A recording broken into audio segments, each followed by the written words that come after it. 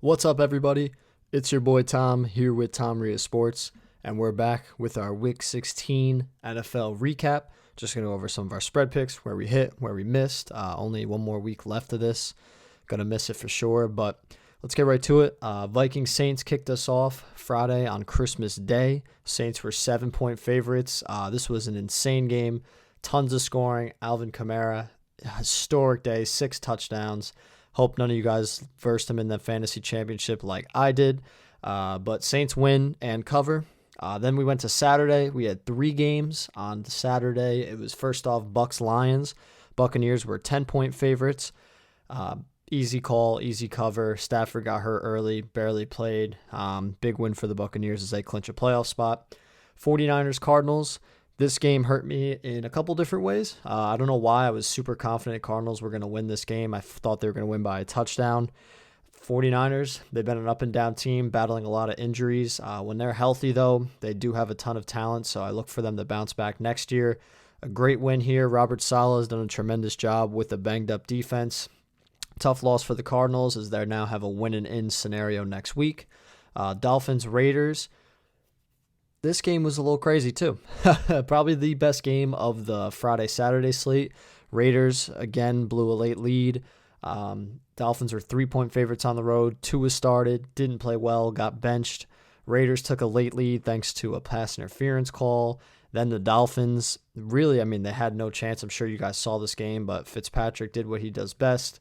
They got the blessing of a cover 2 defense along with a face mask penalty and then a last-second field goal to win the game by a point. So they win and do not cover. Falcons-Chiefs kicking us off for Sunday. Chiefs were 10.5-point favorites. I was telling a lot of people around the league that Chiefs play in close games. It's no secret. A lot of people know this. I think their last 6 or 7 wins have been by less than a touchdown. Another point here, Falcons should have at least brought the game to overtime. The All-Pro, who's probably going to be an All-Pro, Younghoe Koo, missed a 39-yard field goal at the end of the game to tie it. But their defense played really well. They definitely gave the Chiefs some fits. And close game, lose by 3, Falcons cover, so nice win for us there. Browns-Jets, this one was tough because when I did my picks, I didn't, right after my picks came out, was when the Browns had all the releasing of the COVID players and all the players that weren't going to play on the weekend. So they were 10-point favorites. I picked that. I stand with my pick. Ultimately, it didn't work. Jets win. They lose out on the first pick for certain now, as they'll definitely get the second overall pick. That's secure in the NFL draft. Browns fall to 10-5, and they're in another must-win scenario next weekend. Sunday. Colts Steelers. Colt. This was a 1.5-point favorites. Indianapolis, I believe, was.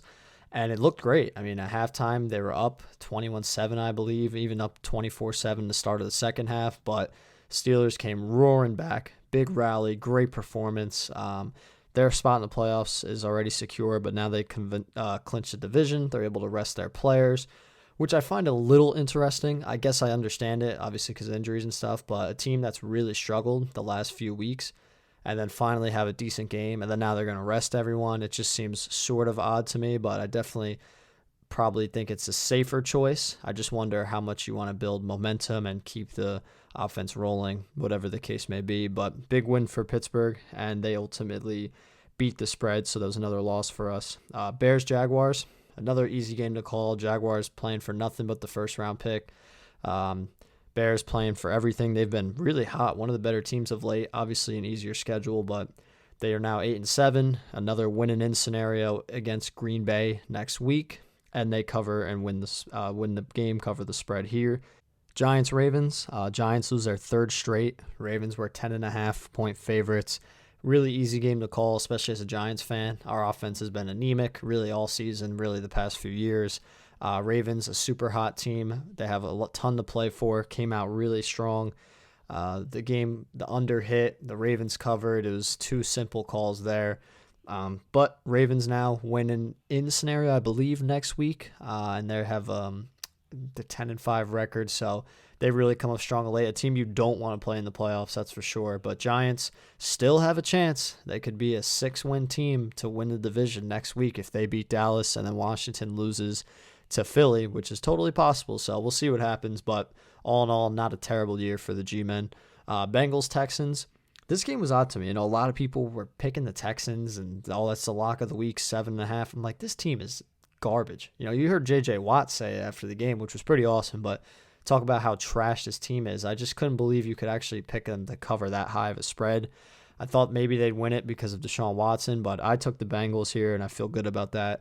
And obviously they not only covered, but won the game, so impressive stuff there for Cincy.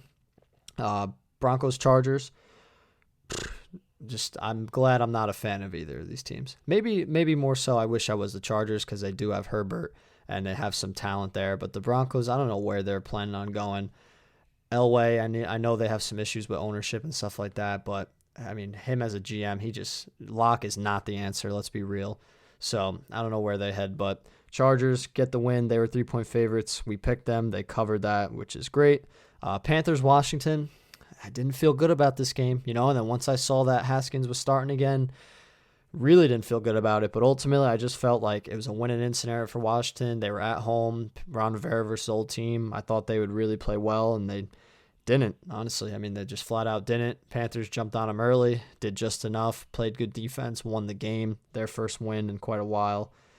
So Panthers beat the spread. They were 2.5-point underdogs. Eagles, Cowboys. Cowboys have been good. Cowboys have been good these last few weeks. Credit to them. They might have figured a little something out, probably too little too late. But same scenario for them as the Giants. If they win next week and beat the Giants and Washington loses, they ultimately will get the spot in the division. So Eagles officially out of it at 4-10-1. Cowboys beat the spread, and we move on. Rams, Seahawks. Yeah, this game didn't really go as I expected. I figured it'd be low scoring, but I thought the Rams would do more on offense, and they really just haven't. They're a tough team to predict.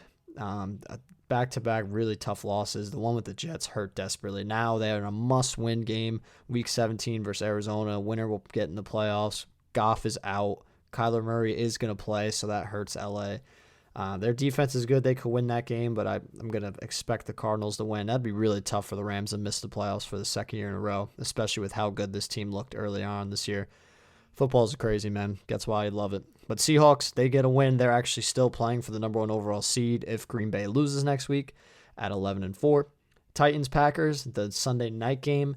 Packers were dominant. I had the Titans covering here. Thought Packers would win by about a field goal, but wasn't even that close. Maybe the snow affected them. I don't know, but absolute domination by Green Bay. Maybe their most impressive win of the season, going up against a physical team.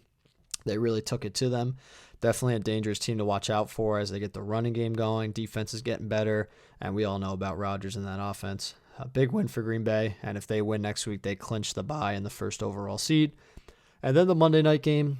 Again, another really predictable game. Bills, 7-point favorites, like the under in this game. Went just as expected. Buffalo, Green Bay, Kansas City, probably the 3 best teams in the league right now, 3 of the hottest teams.